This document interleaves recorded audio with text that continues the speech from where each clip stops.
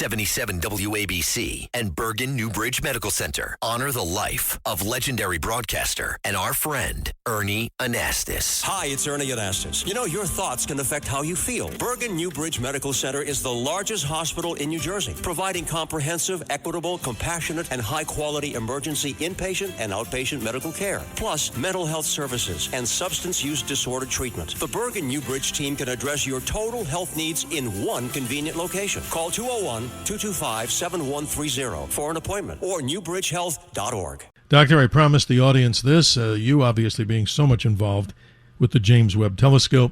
Compare it to the Hubble Space Telescope, which is even still, to my mind, a great technological achievement. But your involvement goes back, what, to the actual design of this particular spacecraft and this telescope? Describe that historical side.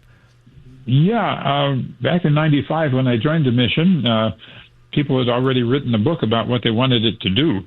But when I came in, I started working with engineers to say, well, can we make it a little bigger and a little better? And could we make it so it folds up and is more powerful than what they'd asked for? So we started working with people who knew how to do that.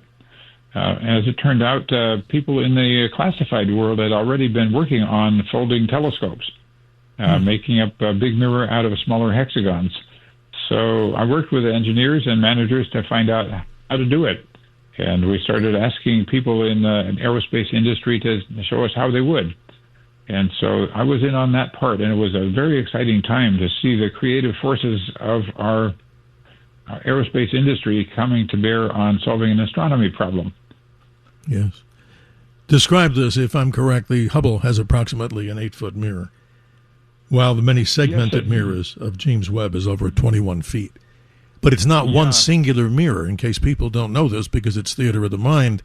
It's made up of many, what? Are they hexagonal mirrors that make up the primary? Yes, indeed. The Hubble Telescope mirror is a circle, about 8 feet across, and the Webb Telescope is a big hexagon made out of 18 smaller hexagons, all nestled closely together.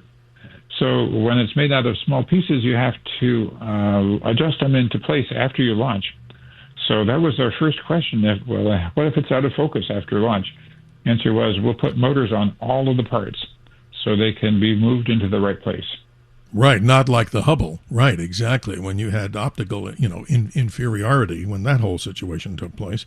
But no, this to me is so mind-boggling. You have this machine, and it's folded like this Lego, device that you can open up. I mean, that to me is just so incredible. So it's launched back, in December, the Christmas day of, 2021, a French rocket. Yes. And I understood that the French rocket, the purpose of launching it there, tell me if I'm even on measure, the heavy weight of that needed something launched at an equatorial way so that it obviously had the extra speed of the rotation of the Earth to what? To kind of zoom it back up into space, as opposed if you did it at higher latitudes with the same powerful rocket. So that must have been amazing. But is that right, that the launch near that equatorial region in Guyana, that obviously helped get it up into space on that Ariane 5 a lot easier than other locations to launch? Yes, that's right. And as it happens, French Guiana is part of France, so they can just ship the rocket from France to France and launch it there. The harder thing was to get our telescope from California to the launch site, and it had to go by barge through the Panama Canal. Oh, geez, I didn't know that. Wow. Yeah, it was quite an exciting trip for the people that had to make it happen. Hardly anybody went on the trip because, the telescope is not lonely. It just needs to have the proper care and feeding as it goes. Yeah, that's amazing. So she launches into space, and it's not just a simple, let's open it up right away. That took, what, a couple of weeks to get to this point? And describe the point. We call it L2. So the James Webb is about 900, almost 1 million miles away in a stationary point, but everything worked and unfolded as you would have expected. That's totally incredible. Well, of course it's incredible, but it's also the only thing we could possibly do. If you didn't make it work, then you should not be doing it. So, of course, how do you make it work? You test it many times, because you never can get anything right the first time, in case you hadn't noticed. So test and test and test and test and test. We unfolded that thing 4 times before launch. Amazing. So you got to do that, otherwise it won't work. So it's out in the cold of space. The sunlight hits one side of it. And tell us this, because I'm reading this right now, and this is not me just having the knowledge that you have. You have this instrument on one side, there's a temperature, but the instrument module on the other side with this Kapton layers, like this very thin, it almost looks like, in the description I have is like thin aluminum foil, but it's thinner. From one side to the heated side, to the instrument modules, they have to remain at 370 degrees below 0 Fahrenheit. That's incredible if I'm reporting that correctly here for your AOK on. That's amazing. Yeah, that's about the right number, I think. Usually we use Kelvin numbers because it's good for engineering. But anyway, it's really, really cold. And you should say, well, why is it so cold?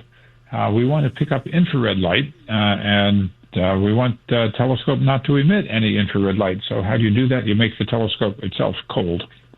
Amazing. So it sits out in the dark of space, and then it transmits its data and information in what? Record speed? I mean, you're talking what? Seconds away? It's data transformation? The information comes on radio waves, which are kind of light waves, and it travels that distance in 5 seconds.